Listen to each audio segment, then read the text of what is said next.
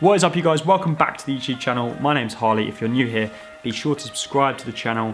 I really want to build up a subscriber count. We're trying to go for 500 subs by the end of the month, so that would be greatly appreciated if you guys can smash that thumbs up button if you enjoy this content. That'd be amazing. And feel free to check out my other videos as well. I'll pop a couple of examples on the screen right now.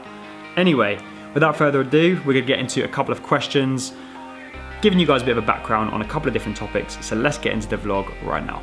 First question is, what are the differences between a lean bulk and a dirty bulk? Very simple question, and there is a very simple answer for it. A dirty bulk is as simple as it sounds. You're having dirty, naughty foods, fast foods, junk foods, whatever you want to call it, that are generally high in fats, high in carbs, high in sugar, high in salt, and they're basically just fuel for your body. At the end of the day, you can bulk up on foods that are bad for you. You know, the typical ones are like Domino's, Ben & Jerry's, all of these classic things you see, McDonald's. They're sort of naughty food you shouldn't be having in terms of they're not really healthy, so to speak, because they're lacking certain vitamins and minerals, etc, etc. To keep it very simple, dirty bulking, bad foods, naughty foods, junk foods. Lean bulking, however, is completely different. You're sort of cutting your calories, you're managing things a little bit more effectively, and you're eating more natural sources. So we're talking, yes, you still get your fats in your diet, but you're getting it from olive oil, nuts, avocados, things that have got natural fats in, rather than it being, you know, saturated fats and processed fats, trans fats, and all this sort of thing. The same with carbs, salt, fat, and sugar. They're all within the same basket, really. At the end of the day, you can get all of those from natural sources, and some are better than others, but we'll talk about that in a second. So we touched on fats, but let's talk about carbs. There are different sources of carbs and they work differently. For example, you might typically see a bodybuilder eating porridge in the morning. The reason they have porridge rather than having a McDonald's Egg McMuffin, for example, would be because the fats and the carbs get consumed a lot faster in the Egg McMuffin than they would in the porridge oats. So therefore, bodybuilders or someone that is typically training in a gym, a regular gym goer, we're talking someone that's going at least 3 times a week, they're generally going to opt for something that is giving them extra carbs, you know, giving them a little bit more energy and sustaining them throughout the day. So things like porridge oats in the morning and sustain them later on into the afternoon, where they might be going for something like a lean bulk. If someone was doing a dirty bulk, they might opt for something like a McDonald's breakfast. Do you see what I mean? So it's high carb, high fat, high sugar, and generally not a very healthy option in the morning.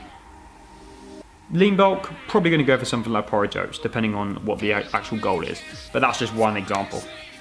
What is flexible dieting? I answered this in a separate video, so if you guys want to go and check out IFYM, if it fits your macros, the flexible dieting approach, feel free to check out the video. I'll pop a thumbnail on the screen of that video if you guys want to go and check that out. But if you guys haven't seen that video, then flexible dieting made very, very, very simple in terms of the mindset of IFYM. So for example, IFYM stands for if it fits your macros. Literally as simple as it sounds. You have a pot of calories. Those calories get split throughout the day, and your calories you can have from certain sources. So if you want a McDonald's burger at dinner time, you can have that burger. If you're going out with friends and you're having a steak, cream beans, mashed potato, whatever you want, you can have those calories, but you just have to deduct them as part of your calorie allowance for the day.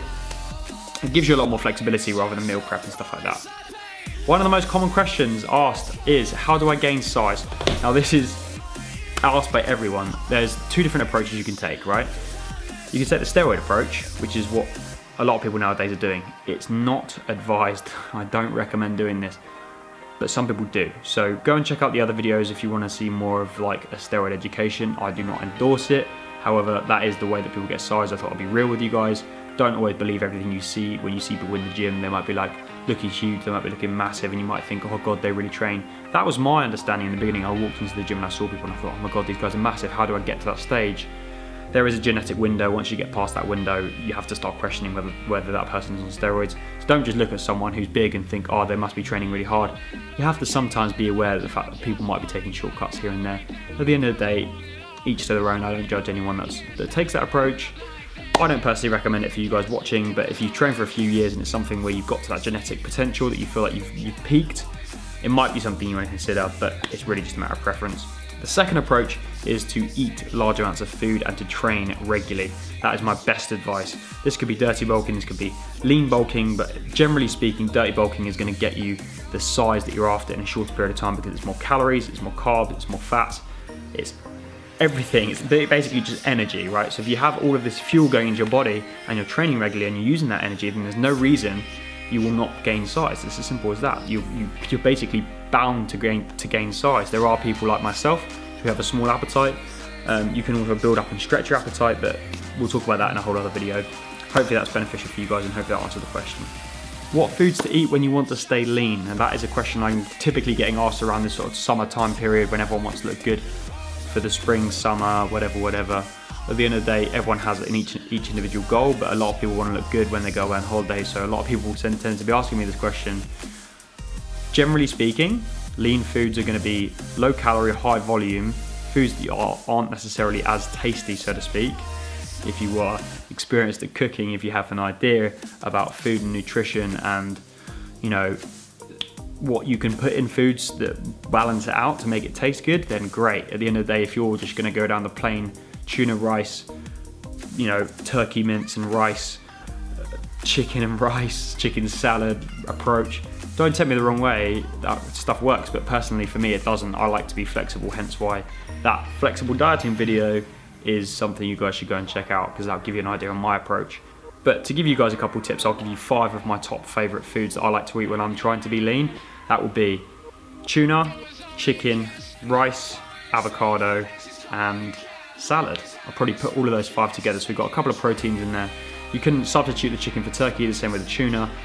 Turkey mince is always a good one. 5% beef is also a good one. 5% lean fat, obviously.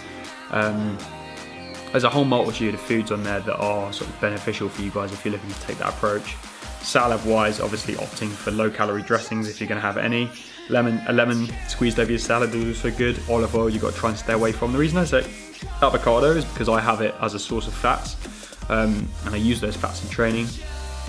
But that's really just a matter of preference. It's not a particularly lean food. However, I have that a lot in my diet, and I recommend that if you guys can manage that and put that into your calories, then I don't see why you shouldn't be able to have avocados and stuff like that. Just because something is deemed as healthy, it doesn't mean that it will be calorically healthier than something that is not healthy in society, right? So I can get 100 calories of avocado and I can get 100 calories of McDonald's, and I can put them together and they'll still be 100 calories, right? This is where flexible dieting comes into play. So 100 calories of avocado is probably going to be this much, right? 100 calories of McDonald's is probably going to be a couple of bites of a Big Mac or whatever. Do you see where it sort of weighs out? So at the end of the day, it's really just depends on how calorically dense something is. But like I said, I don't want to ramble on. That's a whole other video. Next question: how to count macros? Very common question. So what is macros? Macronutrients, made very simple, guys. Macronutrients is what makes up our diet. It's broken down into our macros and our micros. There are other vitamins and minerals and things we need to look at, but talking about macros and counting macros overall will be your protein, your fat, your carb, and your fiber. They're sort of the 4 main ones that we tend to look at. There are a multitude of others, but we don't really need to go into like copious amounts of detail for the average viewer. Counting my macros made very simple at the end of the day is you should download an app called MyFitnessPal. It's something I use myself, it's something I use with my clients. Everyone in the world uses this app. It's fantastic, it's free. Go and check it out, go and download it in the App Store. At the end of the day, it is just an app that is free that records what foods you're putting in your body. If you record that you have a bowl of porridge in the morning with a handful of raspberries, you know, a drizzle of sugar-free syrup, a flat white, and you know, a piece of a bagel, for example, right? These are just things that I'm just making up here. You record all of this in MyFitnessPal. It will tell you the calorie allowance in each thing you've had throughout the day, and it will give you your allowance for the whole day and split it up between each meal, so you can see what you're having, whether you're having most of your calories in the afternoon, in the morning, as a snack. You can sort of manage it all and see what works for you guys. But counting macros is made very simple if you use MyFitnessPal. Is something I definitely recommend, so please go and check that out. I've spoken about it in a bunch of other videos, so feel free to go and check out the nutrition and training playlist on the channel. There's a bunch of different videos on there. How to gain muscle without going to a gym. Now that is a great question. A lot of clients have this approach that you don't necessarily need to go to a gym to get in shape, which is completely true. I don't want you guys to take away from this video that, oh God, you have to go to the gym, or you don't go to the gym. Everyone's gonna have a different priority. At the end of the day, if you're looking to gain muscle mass, you're gonna have to lift heavy weights, right? And where do you find heavy weights? You find them in a gym. So that's why most people go to the gym, okay? It's also very affordable nowadays anyway. There's lots of options out there. There's unbelievable amounts of gyms around nowadays, so you're not gonna struggle to find a place that works for you guys. At the end of the day, each individual has a different goal. Say for example, you're looking to lose weight. You don't have to go to the gym to lose weight. You don't have to do cardio in a gym. You can go and do that outside, running on the beach, you know, running on the seafront, whatever it might be. jogging, cycling, playing football, doing whatever you want, any sporting activity that gets you out burning calories, even if it's walking down the street, walking to and from work, walking to the shops in the evening, doing whatever it is, just trying to get these steps in, so to speak, as there's going to be calories burned. So it will actually help you in the long run, just getting out and regularly walking places rather than getting public transport or driving, or any of these other options. I tended to get Uber everywhere before I was driving, and it actually made me a bit lazy. Before, I was probably doing 20,000 steps a day, which overall was probably about 800 calories burned. So obviously that depends on the individual, but steps is still calories burned, all right? So you are going to lose weight if you are out walking everywhere. At the end of the day, it will actually eventually add up, as long as you're tracking your food as well. But generally speaking, you don't need to join a gym to gain muscle or to train or to achieve a goal. At the end of the day, you can do a lot of body weight. If you look at calisthenics, CrossFit, parkour, free running, gymnastics, all of these sports, rock climbing, there's a whole multitude of people out there that aren't training in gyms. Bar stars, there's all sorts of people out there that are doing crazy stuff. So at the end of the day, your physical capabilities don't have to be constrained to a gym. You can literally go outside and train in parks. You can do push-ups, pull-ups, bodyweight stuff. There's endless amounts of exercise you can do, and it's all free, guys. So at the end of the day, that's something I like to specialize in. If you guys are interested in that, feel free to drop me a DM if you guys are looking at training or online coaching or any of that stuff. Only if you're interested, but if you want the help, I'm happy to help. How to stay fit while traveling, exactly the same principle, guys. You can either join a gym, whether it be a hotel gym, a gym whilst you're visiting somewhere. Sometimes it's worth actually paying a day pass rather than having the weekly or monthlies, depending on how long you're in a location for. So sometimes consider day passes. It really just depends at the end of the day. Everyone's got, like I keep repeatedly saying, everyone's got different goals, everyone's got different approaches they want to take in their training. You don't even need to join a gym, as previously mentioned. At the end of the day, training whilst traveling can be very hard. Changes of weather conditions, terrain, what your schedule's like, whether you're on holiday, whether you're working, whether you've got someone to do it with, what your motivation is, whether you've got jet lag. There's a whole multitude of things we've got to consider. So at the end of the day, all these factors are going to come into play. The first thing you should do is just really get yourself out, walking everywhere. That's the first way of burning calories, as I said previously. And then strip it back, go from there, see what works for you. Mainly just watch your food.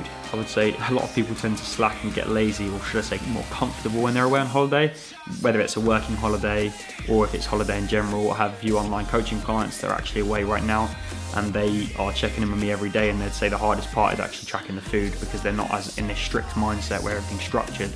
They've got a bit of flexibility. So if you are one of those individuals, it's going to be a lot harder for you to track your nutritional allowances for the day. If you're not using MyFitnessPal, you're not tracking things, you're not being as strict as you should be if you're back home, then that's why people tend to struggle and sort of like cap their progress. And then they get back to routine, they get back home, and they get back organised, and then they start to see results again. So just stay positive in your mindset. But hopefully that video was useful for you guys. It was an educational one, so hopefully it was useful for you and you've taken something away from today. If you guys got any questions, feel free to pop them in the comments section below. DM me on Instagram, I'll pop my links on the screen, and just let me know if there's any way I can help you. Appreciate support. There is more exciting vlogs coming the way. It's going to be 3 vlogs a week, so this is one of the easy ones to get out of the way, answering some Q&As. I'll do a few more in the future. Hope you guys enjoyed the content. There'll be more exciting edits and all the good stuff coming in the rest of the week, so make sure you check in, subscribe to the channel, and I'll see you next time. Much love.